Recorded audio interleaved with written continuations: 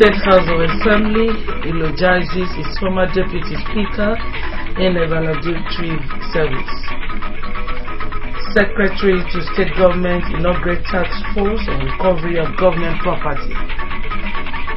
Newly recruited staff challenged to invest in self-development for accelerated growth in career. Good morning and welcome to KBC 45 News at dawn. I am Miriam Ekmutu. The State House of Assembly has held a valedictory service in honor of the former Deputy Speaker and member representing Okanafon in the 4th Assembly, late Obongokon Joseph Owa. The event was witnessed by past speakers and members in the 4th Assembly, as well as colleagues, friends, and family members of the deceased. Anthony Etam has more. It was a solemn moment as the past and present members of the legislature filed past the casket to pay the last respect to their departed colleague. Those that had opportunity to speak eulogized Late Okonowa, describing the circumstances that led to his death as painful. They condemned in strong terms the dastardly manner in which the deceased was killed and appealed to the people of the state to appreciate their own while alive. It has been a thing of joy for me to see former members who represented the country. We call upon here to stand to praise the Speaker, the other members, for interactions that will lead to a major appointment in the state. But sadly, I've been receiving the 9 mistakes. A great moment of loss, not only to the immediate family, but to the state. Our brother right down here was a man of character, very amazing character. Man was always truthful, even at the face of all. Man was a philanthropist, even at the detriment of his family, the comfort of his family. They also described the late Okon Joseph Owa as a motivator and good mixer, philanthropist, transparent, and a man who stood for the truth, challenged the criminal justice system not to leave any stone unturned until the perpetrators of the heinous crime are brought to book. In this particular case, I want to urge the law to take its full course on whosoever has become competent, whosoever is guilty of this heinous crime, he should be made to pay for his crime. I am sure if anybody told the God was to go off to be with their creator at this time, he will tell you, look, I will not, for the sake of this family. The lawmakers call on the incoming government to take over the sponsorship of the late Okonowa's children's education.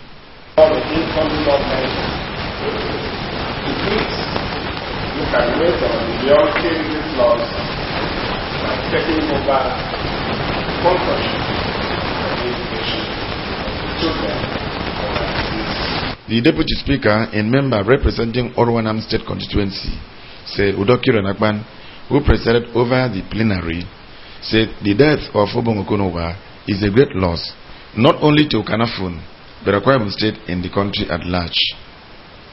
He noted that the good attributes of the deceased, eloquently presented by his former colleagues, is a testimony that the deceased was a good man, whose vacuum would be difficult to fill. He charged all to be practical Christians who protect and value human life rather than destroy life. He encouraged the family of the deceased to take solace that Obongowa lived a good life and prayed God to protect the bereaved family.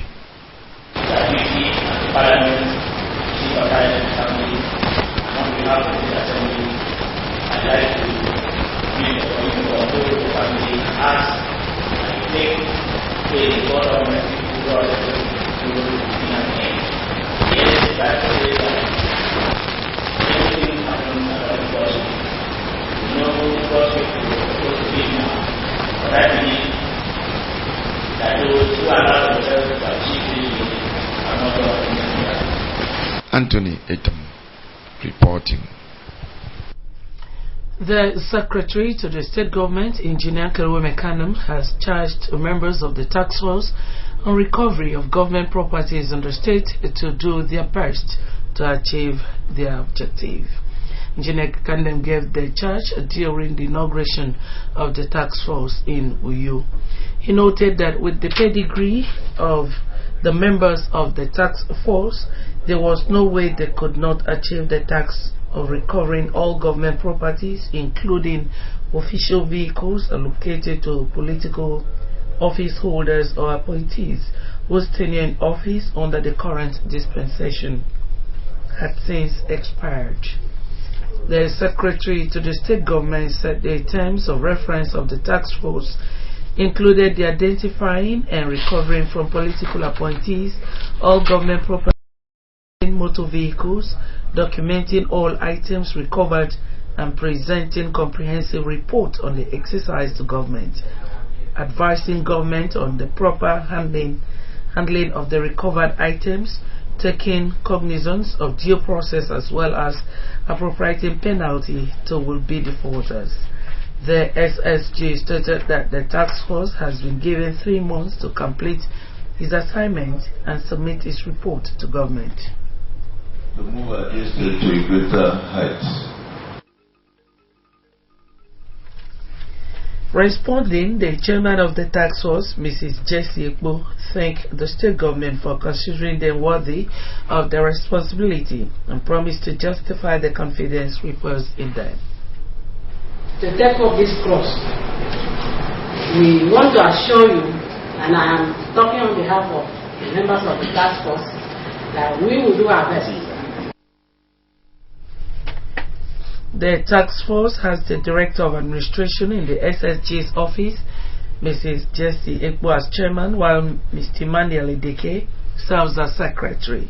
Others include ASP David Obudu, ASP Sunday John, and ASP Giwa Abdul, as well as Mr. Ezekiel Bodofia, Engineer Joseph Ebong, Engineer Stephen Ekanam, and Inspector James Nsekak of the Nigeria Security and Civil Defense Corps. The head of civil service, Mrs. Cecilia Odoisien, has challenged newly recruited staff to invest in self-development in order to climb to the peak of their career. She gave the challenge while declaring open the ongoing pre-confirmation and promotion examination seminar holding at Accra Community Model Secondary School, Uyo. The rest of the story is presented in our studios. Presented by the Permanent Secretary in her office, Mrs. Enofiong, the head of civil service explained that only officers who operate within the ambit of existing rules, exhibit diligence and commitment to duty, as well as seek mentorship from their supervisors, could climb to the peak faster than expected. This, she said, demands what she called sense of vision, focus, and determination to drive their years in service. Mrs. Udoisien told the candidates to regard the seminar as an opportunity to build their capacity for advancement in the civil service. We are blessed today as we finally commence this pre-examination seminar, which is part of government's effort at effectively equipping you with the required knowledge to boost your intellectual capacity and step up your self-worth as officers in the service. The principal of the Civil Service Training Center, Mr. Ifyo Kumana, announced that 1,050 grade levels 03 and 04 candidates registered for the examination in 2013, with 4 candidates passing at accelerated level, 649 at promotion level, and 172 at confirmation level. 117 candidates, according to Mr. Umana, failed the examination. This seminar is arranged to assist you pass the combined confirmation promotion exam, which is a mandatory condition to your confirmation or promotion in the service. More than 940 candidates are participating in the seminar, which examination comes up on May 30th and June 6th this year at Akaford Community Model Secondary School, Uyo. The seminar will cover areas such as English language, public service rules, elementary mathematics, financial regulations, general and special papers.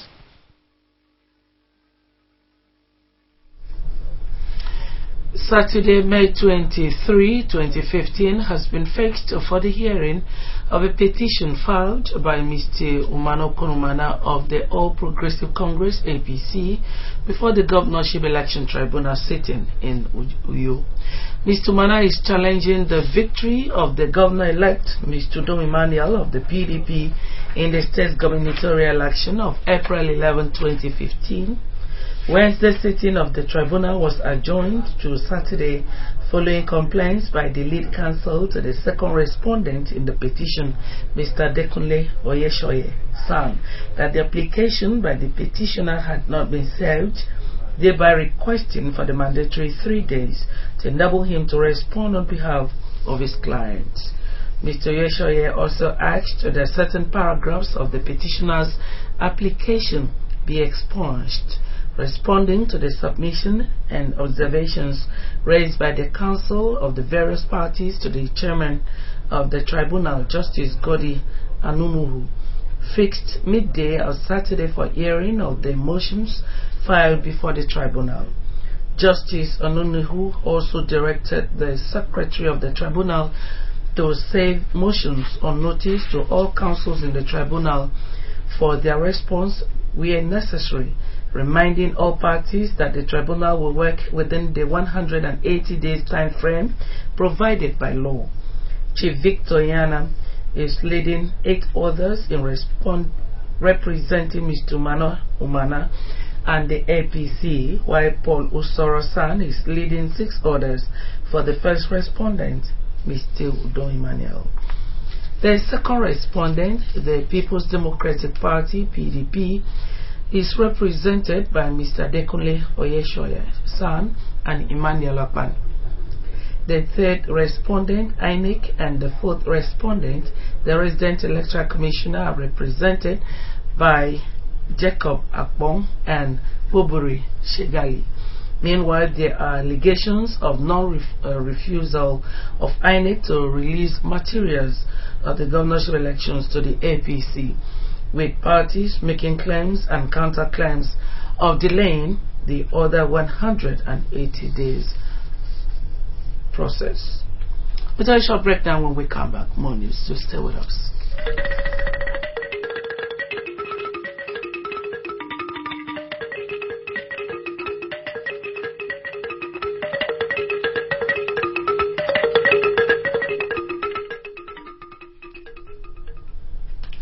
So good to have you back. This is AKBC 45 News at dawn.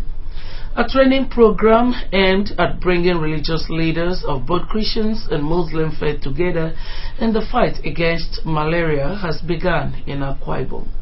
It is organized by non-governmental religious group, the Nigeria Interfaith Action Association, NIFAA, in collaboration with the National Malaria Elimination Program. Details are presented in our studios. Who performed the flag off of the program noted that the effectiveness of religious leaders in health-based campaigns cannot be overemphasized. Governor Kwabi, who was represented by the Commissioner for Health, Dr. Emama Basibasi, commended the NGO NIFA and other health partners for their commitment to the fight against malaria. Dr. Emama Basibasi, who also spoke in his capacity as the Health Commissioner, lauded the faith leaders in their zeal to use the pulpit in churches and mosques to encourage the use of the long-lasting insecticide-treated nets among members of their congregation. He, however, condemned a situation where some religious leaders discouraged members from going to hospitals for medical attention, saying such was counterproductive to the effort by government to reduce child and maternal mortality rate in the state. The commissioner gave kudos to the leadership of the Christian Association of Nigeria, CAN, and the Muslim community in the state, led by the chief imam, Alhaji Mohammed, for seeing the need to encourage worshippers in churches and mosques on the use of the nets. Actually worked hand in hand with NIFA as a ministry. We also have a forum in the ministry known as the Health Partners Development Forum, of which NIFA is always represented in all the meetings. And that's because as a ministry we've recognized the importance and the need to carry religious leaders along. In his remarks, the Executive Director of Nigeria Interfaith Action Association, NIFA, Sunday Onuoha, commended faith leaders in Akwa Ibom for their effort towards the success of the program. Our Bible and Quran in one booklet. And from this toolkit, you have the sermon and a man can preach on Friday on mosquito and malaria. In this toolkit, you have the sermon that the pastor can preach on Sunday on malaria and mosquito. So these are our Quran and Bible in one booklet together. Goodwill messages were received from the State Assistant Secretary of CAN, Bishop Ekom Robert, the Chief Imam in Akwa Ibom, Alhaji Mohammed Amadu, and some health partners. There include the State Chairman, Advocacy for Communication and Social Mobilization, ACSM, Mrs. Elsie Udofia, Coordinator for HC3, and UDO, the State Program Manager, Malaria Elimination Program, Dr. John Orok, and Mr. Ima Akpan of the State Malaria Advocacy Program for States, MAPs.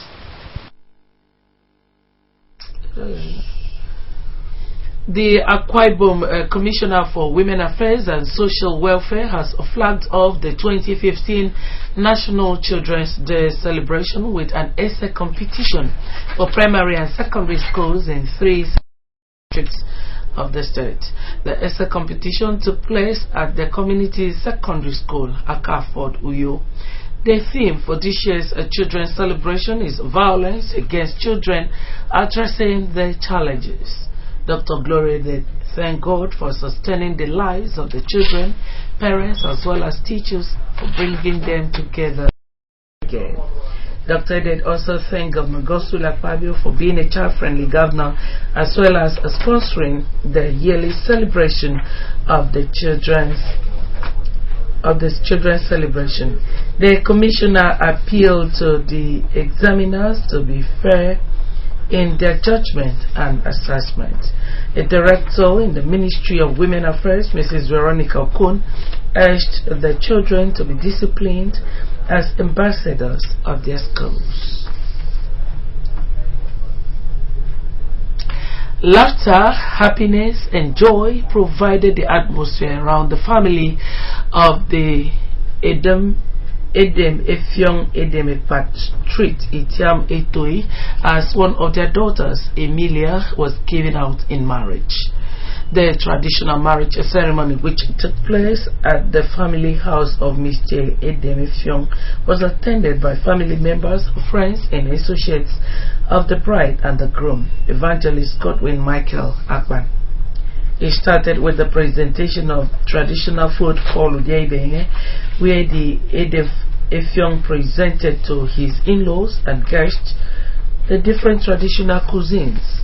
The chairman on the occasion, Elder Basi Kwenyong, described marriage as an institution ordained by God, saying that Emilia and Godwin coming together as husband and wife was a fulfillment of scriptures. He advised him to make trust, honesty, care for one another, and patience as their watchwords, and prayed God to bless them. After the introduction of the parents, the groom, Evangelist Godwin Michael, was ushered into the arena by his friends and associates, while Emilia was ushered in with fanfare minutes later by friends and family members.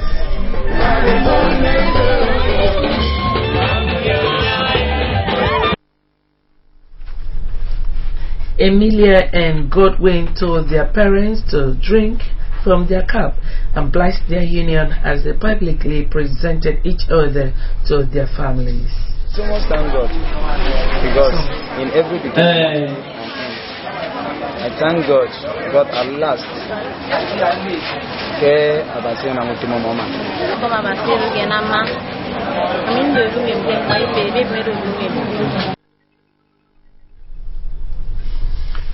As the European Union continues to find solutions to the scourge of illegal migrants into Europe, British Prime Minister Mr. David Cameron has unveiled details of an immigration bill.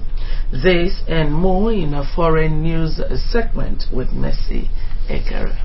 Prime Minister of Britain, Mr. David Cameron, is determined to take steps towards tackling mass immigration, especially with new arrivals from the European Union.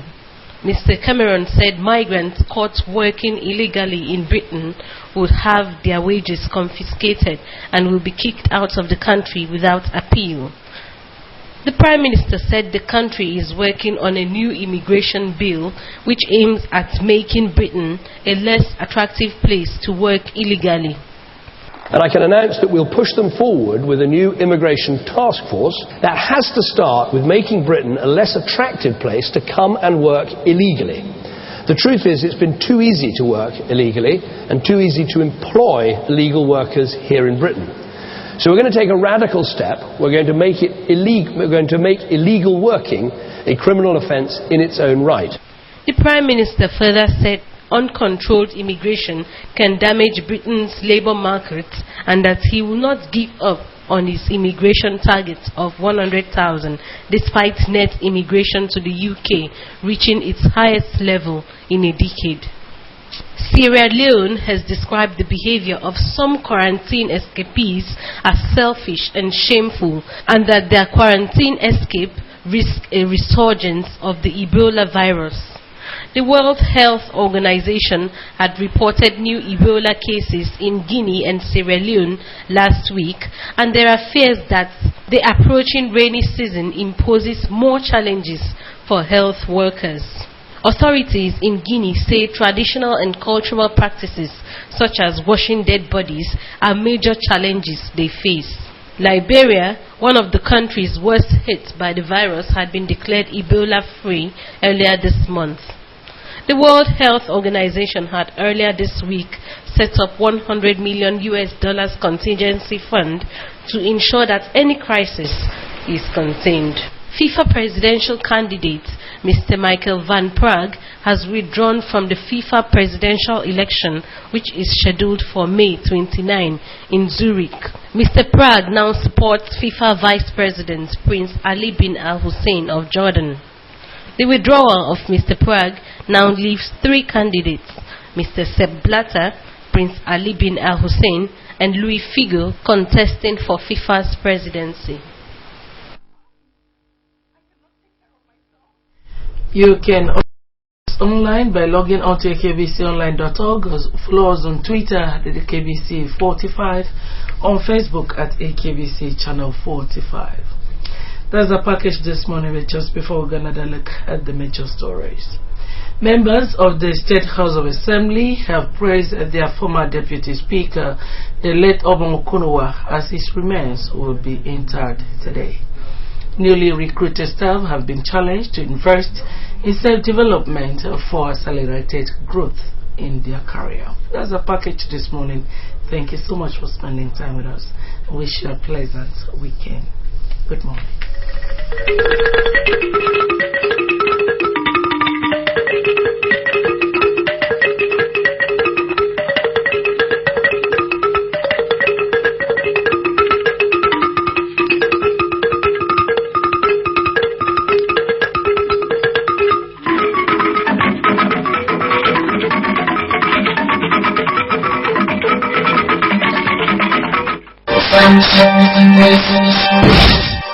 Accurately informative, knowledgeably innovative, beating other stations as regards network coverage, and bringing on the spot and live coverage of events with straight away captivating and entertaining programs.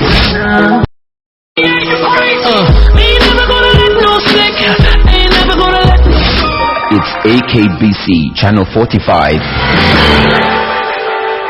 the ultimate in television broadcasting.